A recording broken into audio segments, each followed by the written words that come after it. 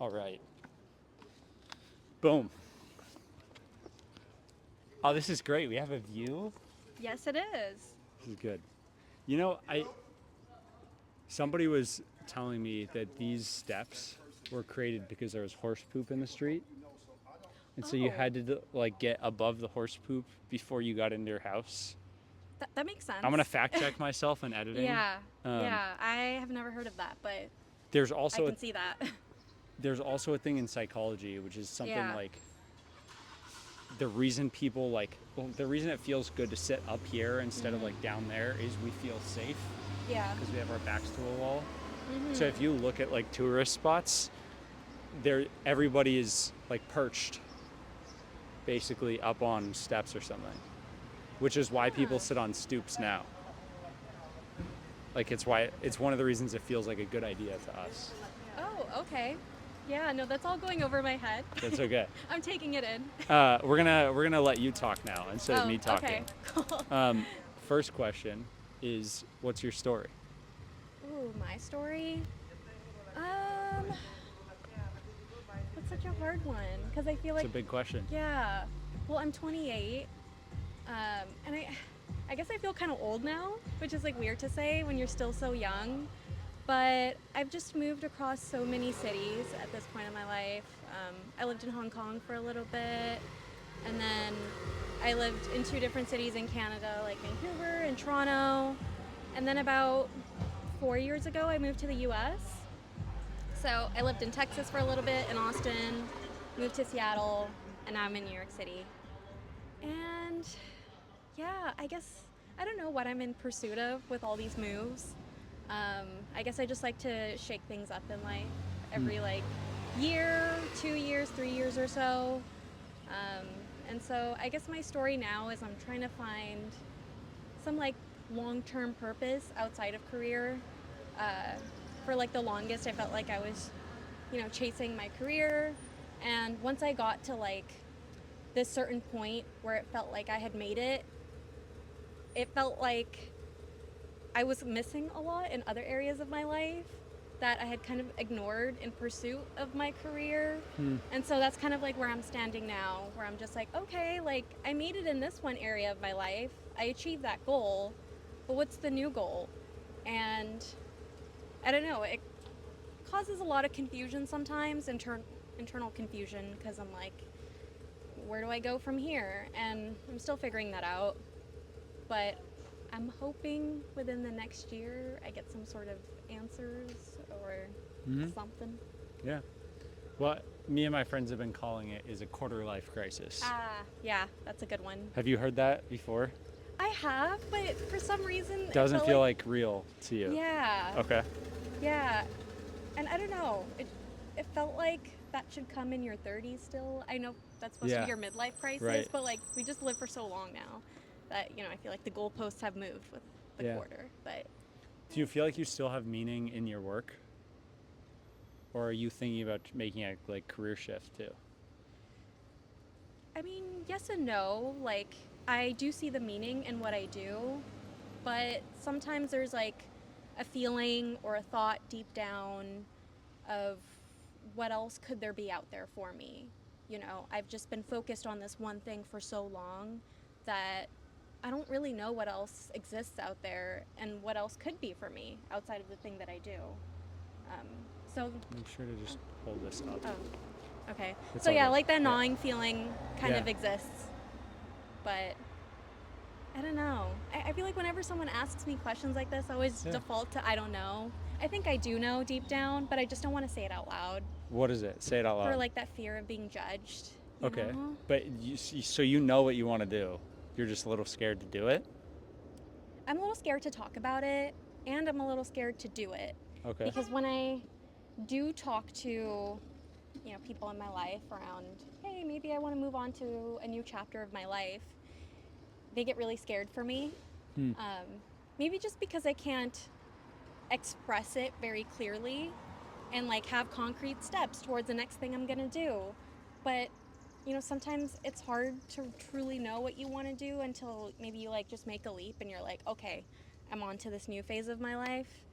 And like I see where the concern is coming from, where they're like, hey, you need to have concrete steps before like you leave your job, for example, or do something new. But So is the fear yours or is the fear theirs? I think the fear is mine. Okay. Like, I really don't care what anyone has to say at the end of the day, and I'll do what I'm gonna do. But yeah, I think I maybe like justify my fear by like deflecting onto someone else and saying, hey, this is actually this person's fear. This is like my mom's fear. This is my dad's fear. When maybe Yeah. it is really my own fear. Some of both, maybe. Yeah. Yeah. Well, we'll move on to another part of meaning, which is what problem in the world means the most to you. Ooh. You know, as like an elder Gen Z, I really have to say, I'm at like the top. Yeah. I have to say it's like opportunities for young people. Yeah. I don't know, I just feel like so many young people are just really fucked these days in terms of like opportunities, affordability, and it's just so demotivating, not only for like them, but for like everyone to see. It feels like there's like a stagnation in our society for young people to like move up and, you know, be able to move out of their parents' house, for example. I have a lot of friends and family who still can't afford to do that, which really sucks. And I just wish that as a society we were doing more to help uplift them. Yeah. This is a problem that means a lot to me too. If you were to speculate a little bit, like what are the things that you would change? Like if you were to start from zero, like nothing currently exists, there's no convention, what system or what would you build to try and solve that? Ooh.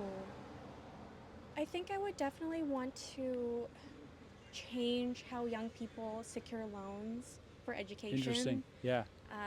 Those can just be so crippling. And I feel like there needs to be more government intervention when it comes to like capping interest rates, for example, capping lifetime interest on a loan. Um, so that's just like one small piece, but there's just so much that we can do. I feel like there's more that we could invest into when it comes to like helping young people upskill, for example, creating affordable housing, or like units that are specifically meant for like youth, right? Like 30 and under. That would actually do a lot of good in a lot of ways. Just keeping young people together longer. Yeah. Like after college, people spread out. Right? And So it it's like hard for them to contributes meet to one this another. loneliness crisis too that's Yeah. going on, which is so sad, right? After you're done with college, if you even went to college, it's like, how do I connect with people going forward from here? And a lot of people default to social media, but that can be so isolating. Yeah. Yeah. Last question for you. Go for we'll it. end on a positive note. Who's the most impressive person that you've ever met, and what made them impressive to you? This is going to be such a basic answer, but it is my mom. Good. Yeah. I think a long time ago I would have probably said a famous person, but as I grow older, I guess I've come to learn that a lot of our idols, a lot of celebrities are just not as impressive as maybe Yeah, they're they actually once just seemed. human beings. Yeah, they're just human. They're deeply flawed. And to be honest, I don't really know them. But like the person I do know is my mom. And I guess the way that she impresses me is the fact that she could do it all when she was my age. Like she could cook for a whole household, clean for a whole household, hold down a full-time job. At one point, she was doing like her master's at the same time too, while juggling all of these things. And then I reflect on my own life, and I'm like, my room is always so messy. Like I struggle in doing laundry for myself, and just getting groceries, cooking. I'm always eating out. Um, so yeah, she's just so impressive to me because I'm like, I'm just not at that level. I don't know if I'll ever be at that level. You know what's interesting? You're going up here? Come on, dude. We just chose a stoop.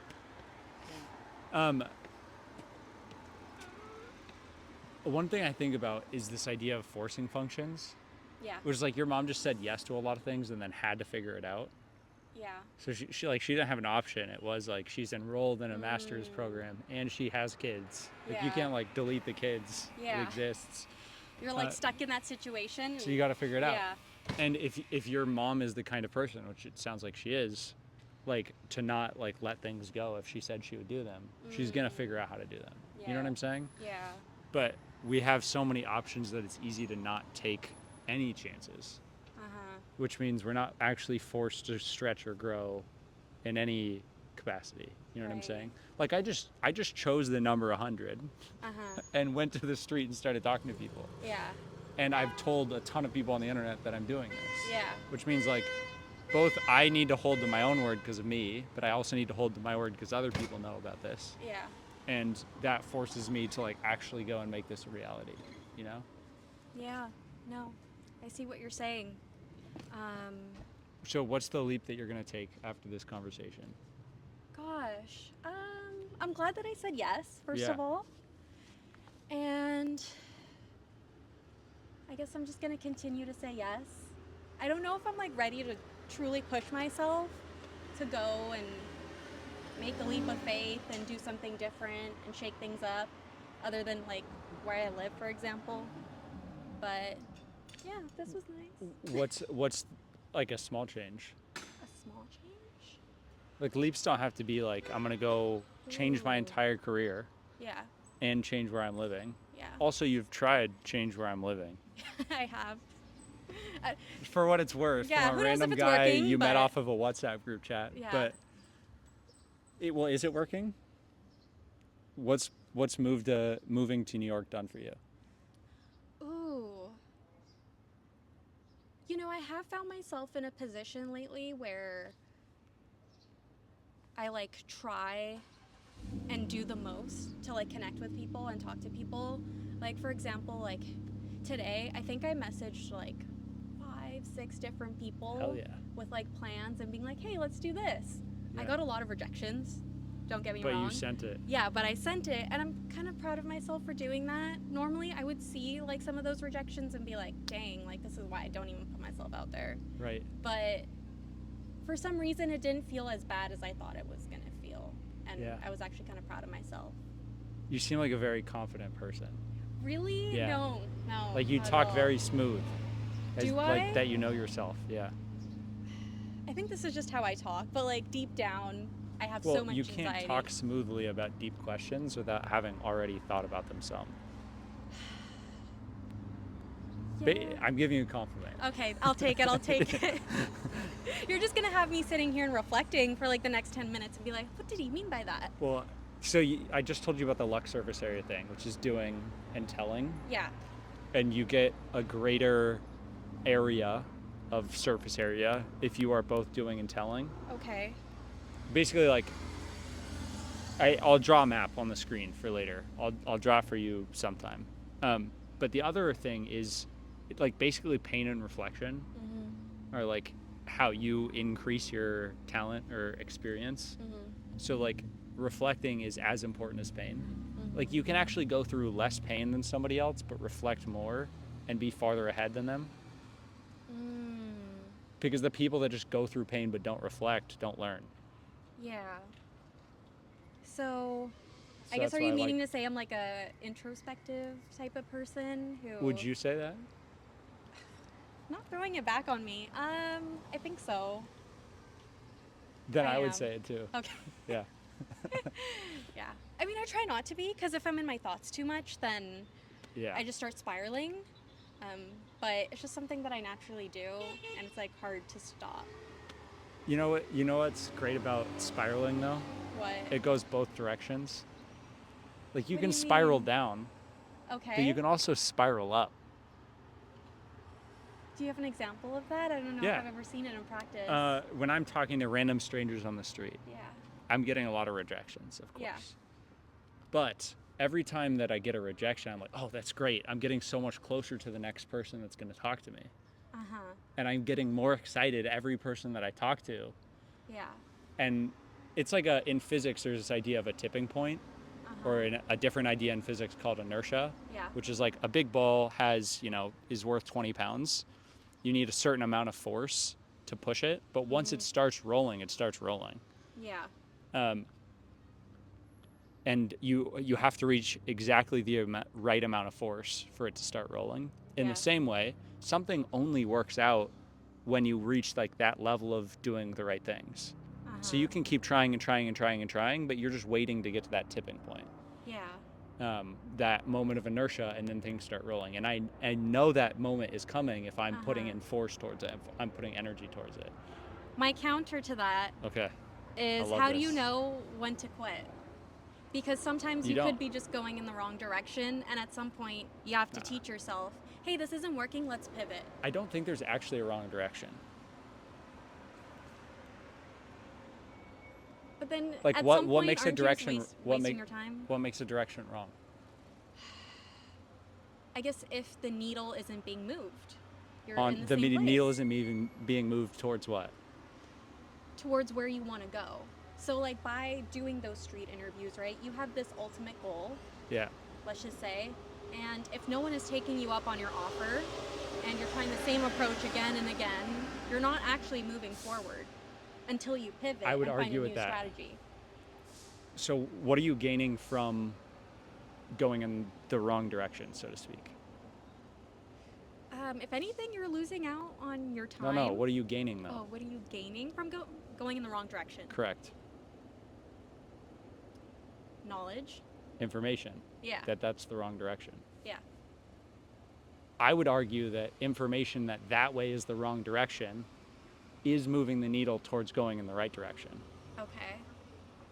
I'll give you an example. So we could talk about like going from your house to my house. Yeah. But I don't know where my house is. Me going away from my house is going to give me more information than trying to like wait somehow for me to know which direction my house is. Because I'll know that I shouldn't go south. It's not south. And I'll have only 3 options instead of 4 options to figure out. So I've gotten closer to getting to my house by going the wrong direction. I want to say yes and no. Okay. I love this. Because at the same time, you're moving further away from your direction and you have no idea that you're moving further away from your direction. You don't have that information. If anything, you could be thinking, I'm moving closer to my goal, but you're not. And you're deluding yourself that you are. And so, is that just naivety then? What's the better option? Maybe taking small calculated risks and have them be time boxed in some sort of a way. Not entirely by time, but just like in terms of what you do. Like do something small and then reflect. You know, risk small and then reflect. But that's still action. Like So. you could still be risking, like taking a small risk and going in the wrong direction. Yeah. But if the question's like when do you stop? Yeah. I think it's like, yeah, whenever it feels like, oh, maybe I should stop, then you stop. And you're like, is this still the right thing? Yeah. Is it just hard or is it wrong? Then do you change what you want? I think everybody's always changing what they want. Yeah, that is true. Because we're always gaining more information to change Yeah. the decisions that we're going to make. Yeah, I see that. Okay, well, I don't want to take up more of your time. Nah, this is good. This is good for the people too, you know? Oh. I'm sure that The somebody's person's asking the same question.